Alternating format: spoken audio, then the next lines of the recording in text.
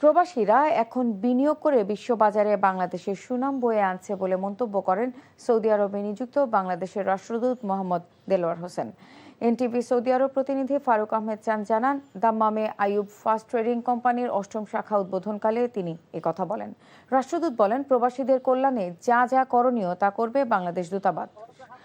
আরও বলেন, একে একে ৮টি এলাকায় প্রতিষ্ঠানের শাখা বিস্তৃত করার মাধ্যমে দক্ষতা ও সফলতার প্রমাণ পাওয়া যায়।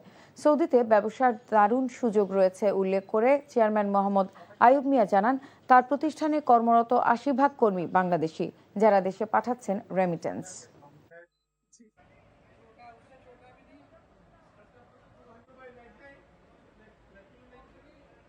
এখন বিশ্বের বিভিন্ন দেশ থেকে সৌদি আরবে তারা বিনিয়োগ করতেছে। অলরেডি আমরা এখানে যারা আগে থেকেই বসবাস করতেছি, আমরা ভাষা আমাদের জন্য সহজ, সৌদিয়ান ভাষা।